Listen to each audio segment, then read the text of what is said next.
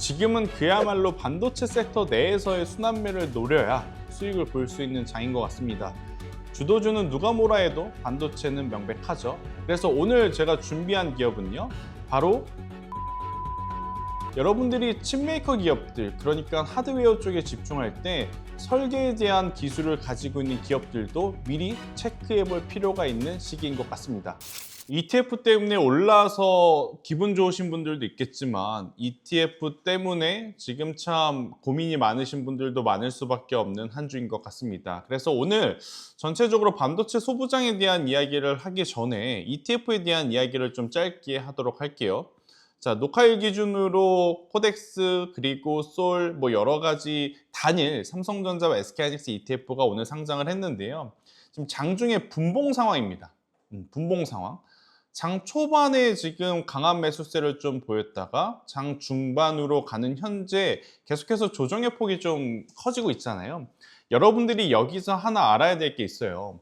삼성전자를 추종하든 SK하이닉스를 추종하던 사실 이게 오버슈팅을 피할 수는 없거든요. 상장한 날. 예를 들어서 삼성전자가 5% 상승을 했을 때 ETF는 보통 10%가 맞잖아요. 두 배 ETF니까. 그런데 계산을 해보면 1%, 2% 초과해서 움직일 때가 있어요. 이제 그거를 이제 오버슈팅이라고 우리가 보통 부르는데, 이럴 때 증권사에서 어떤 현상들이 일어나냐면 LP라고 하죠. 그러니까 유동성 공급하는 분들이 있어요. 그분들이 그 괴리감을 내리기 위해서 알고리즘적으로 매도 물량을 내보입니다. 그들이 가지고 있던 물량들을. 그러면 생각보다 시장가로 매도가 되기 때문에 이 한순간에 호가에서 확 밀리는 듯한 느낌을 좀 주긴 해요. 그것 때문에 갈만하면, 오늘도 보죠. 갈만하면 밀리고, 갈만하면 밀리고, 갈만하면 이게 장 때문에 툭툭 떨어졌던 게 그런 유동성 공급 자금 때문이라고 좀 보시면 될 것 같고, 그리고 여러분들 음의 복리 효과라고 아마 많이들 좀 들어보셨을 겁니다. 지금 자료는 제가 되게 휘황찬란하게 준비를 했지만 조금 더 쉽게 생각을 해보면, 레버리지는 타이밍, 그러니까 언제 사고 언제 파느냐가 더 중요한 상품이에요. 그게 왜 그러냐면, 자, 100만 원을 여러분들이 샀다고 보죠. 본주 100만 원, 그리고 2배짜리 ETF를 100만 원 샀다고 생각을 해봅니다. 자, 본주가 10% 빠졌어요. 그러면 100만 원에서 10% 빠졌으니까 이쪽은 90만 원이 남겠죠. 근데 2배짜리는 어때요? 2배니까 20%가 빠져서 80만 원이 남을 거 아니에요. 자, 그 다음날 어제 있었던 일련의 악재는 일시적이었다. 그래서 하루 만에 10% 다시 올라요. 그러면 이쪽은 얼마죠? 다시 100만 원이 되나요? 아닙니다. 99만 원이 돼요. 90만 원에 10%니까. 자, 그래서 기본의 투자금보다 만 원이 비죠. 자, 오른쪽으로 보죠. 2배는 어때요? 80만 원에서 20%가 올라요. 99만 원도 아니고 96만 원이 됩니다. 4만 원이 비죠. 10% 빠졌다가 10% 올라왔을 뿐인데, 왜 그러냐면 이 레버리지 2배스 앞에 단일이라고 하는 이 단어의 함정이 있습니다. 단일 추종입니다. 주기, 월기 추종이 아니라 단일 추종이에요. 그래서 많은 개인 투자자분들이 이 음의 복리 효과를 처음에는 잘 못 느끼세요. 왜냐면 제가 지금 예를 들은 것처럼 10%가 빠졌다가 10% 올라가는 일은 그렇게 많지 않기 때문에 1%, 2%. 근데 여러분들 그거 아시죠? 가랑비에 옷 젖는다고. 처음에는 이 비 맞고 돌아다녀도 괜찮을 것 같지만 1분 뒤에, 5분 뒤에, 10분 뒤에 어때요? 다 젖죠. 그러니까 그런 흐름들이 좀 나올 수 있어서 사실 레버리지 투자는 굉장히 타이밍적인 부분을 잘 맞추시는 분들만이 저는 하는 게 좋을 것 같고, 만약 2배짜리 레버리지를 생각을 하신다면 오히려 SK하이닉스, 삼성전자 우리가 10주 샀고 20주 사면 저는 된다고 생각을 합니다. 아니, 가격이 비싸잖아요. 그래서 내가 지금 이 2배짜리 ETF를 사려고 하는데요. 자, 삼성전자 한 주에 30만 원, SK 한 주에 200만 원, 이게 비싸면 코덱스 반도체라고 하는 ETF도 있죠. 이쪽을 사는 게 저는 더 낫지, 개인 투자자분들이 상장한 날 쫓아서 2배짜리 레버리지를 투자를 하는 것은 오히려 여러분들의 계좌 상황에 그렇게 도움이 안 될 가능성이 높다고 보여져요. 해서 이번 주에는 이런 물량들을 좀 소화하는 과정들이 좀 필요하지 않을까 싶어서 반도체에 대한 시선들이 좀 좋진 않을 것 같아요. 오늘도 마찬가지죠. 장 초반에 살까 말까 고민하셨던 분들이 이제는 조금씩 옮기다가 레버리지에서 물리기 시작한 겁니다. 왜 그렇게 되냐면 12시 반부터 지금까지 계속 빠지니까요. 물리니까 어때요? 사야 되잖아요. 그럼 뭘 팔아서 사겠습니까? 가지고 있던 반도체 소부장을 지금 손절하고 파니까 소부장주들에 대한 낙폭은 더 세지고 삼성전자와 SK하이닉스의 수급 쏠림은 더 격화되는 그러한 상황 속에 오늘 제가 말씀드리고 싶은 건 우리만이라도 기준을 만들어서 투자를 할 수 있는 기업이 있다면 미리미리 좀 공부를 해놓자라는 이야기를 드리고 싶습니다. 그래서 오늘 제가 가지고 온 기업은요. 오픈엣지 테크놀로지라는 기업을 가지고 왔어요. 오랜만에 들어보시는 분들 많고 최근에 왜 움직이나 궁금해하시는 분들이 많죠. 그러니까 왜 제가 이 기업을 봐야 되냐라고 하면 온디바이스 AI의 수혜는 지금 계속해서 확장이 될 가능성이 높아 보여요. 엔비디아가 이제는 쿠다 플랫폼을 가지고 GPU를 완전히 장악을 했죠. 그리고 나서 이번에 컨퍼런스 콜에서 하는 이야기는 뭐예요? CPU도 그들이 굉장히 도전적으로 역량을 키워가겠다고 하잖아요. CPU 하면 누구죠? 인텔, AMD. 자, 인텔과 AMD, 강력한 엔비디아가 나타났다 그래서 그들의 주가가 빠졌나요? 아닙니다. 지금은 시장의 규모가 확 성장하고 있는 시기다 보니까 경쟁은 나중에 수혜는 다 같이 그런 모드인 것 같아요.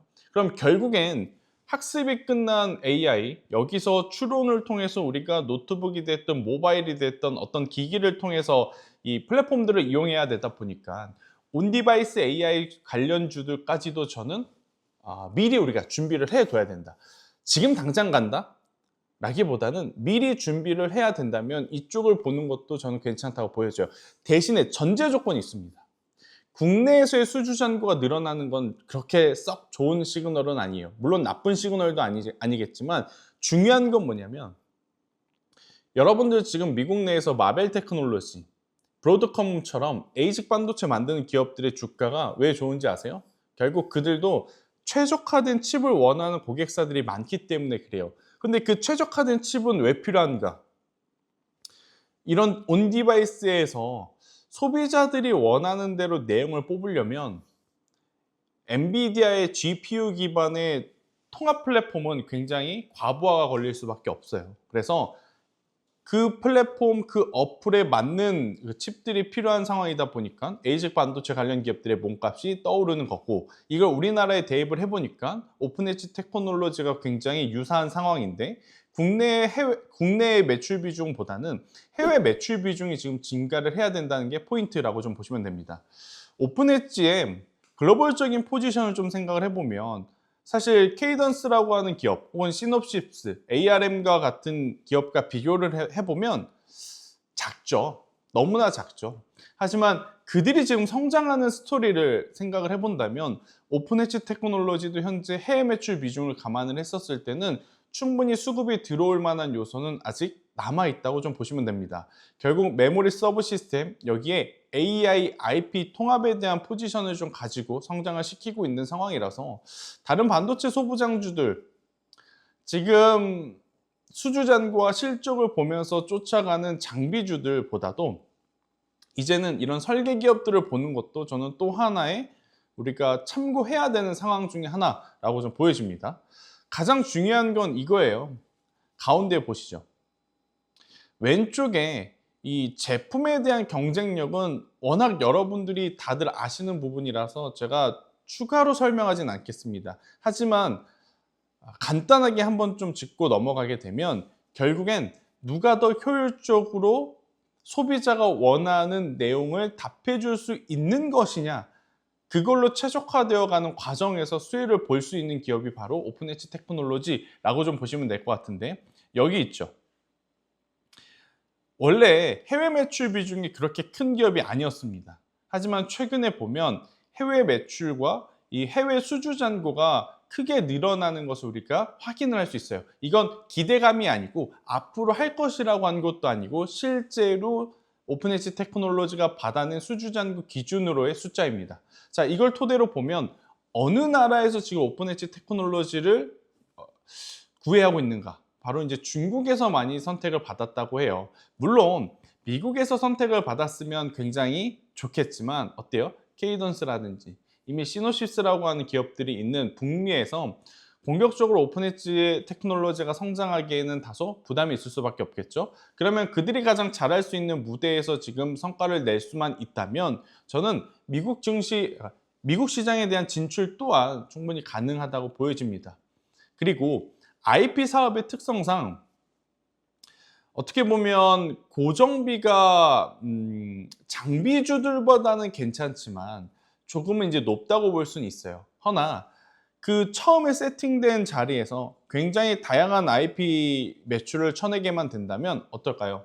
레버리지 효과가 극명하게 쫓아올 가능성이 높다고 좀 보여집니다. 그래서 오픈엣지 테크놀로지가 해외 매출 비중이 늘어나고 있다는 것은 중국에서의 수요가 늘어나고 있음이 있고, 중국에서의 수요가 늘어나고 있다는 것은 어떻게 보면 굉장히 속도감 있게 실적이 올라올 수 있다는 것을 의미하기에, 만약 여러분들이 반도체 소부장주들 중에 지금 IP 설계 기업 혹은 디자인 하우스 쪽을 보고 계시다면 오픈엣지 테크놀로지도 이번에 꼭 체크를 해 보셨으면 좋겠습니다. 사실 PER, PBR 이런 지표로 본다면 계산을 할 수는 없어요. 아직은. 왜냐하면 눈에 보이는 성과를 아직 내지 못했기 때문에. 하지만 앞서 제가 서두에 잠깐 이야기 드렸던 대로 수주잔고 바탕으로 매출을 내기만 하게 된다면 저는 충분히 실적에 대한 가시성은 올해 3분기에는 볼 수 있지 않을까라는 생각을 하고 있고요. 일단 투자자별의 수급을 보면 우리가 어떤 주체를 좀 따라가야 되는지 명확하게 나오거든요. 바로 외국인 수급입니다. 외국인들이 간헐적으로 좀 지금은 들어오고 있지만 만약에 연속성을 보여준다고 하면 저는 오픈엣지 테크놀로지에 대한 매수세의 이 수급의 유입량이 굉장히 많아질 거라 생각이 들어요. 그래서 지금 당장은 관심 리스트에 넣어두시되 언제가 포인트냐? 두 가지가 포인트입니다. 현재 받아놓은 수주 잔고를 통해서 다음 분기 실적에 대한 기대감이 솔솔 나올 때, 그게 첫 번째 타이밍이 될 수 있겠죠. 두 번째로는 지금 간헐적으로 들어오는 외국인들의 수급이 최소 3거래일에서 5거래일 연속 매집 형태의 수급이 보이게 되면 그때는 저는 반도체 소부장 내에서의 오픈엣지 테크놀로지도 굉장히 매력적인 종목 중에 하나다라고 볼 수는 있을 것 같습니다.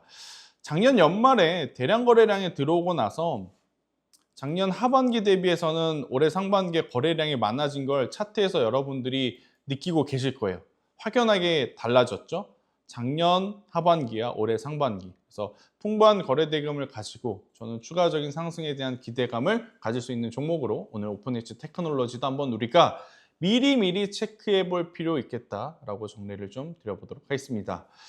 자, 5월 달이 어느새 끝났습니다. 6월 달에는 조금 더 좋은 일만 있기를 바라면서 계좌에 수익이 날 수 있도록 저희가 정확하고 그리고 신나게 누구보다 편안하게 가이드 드리도록 하겠습니다.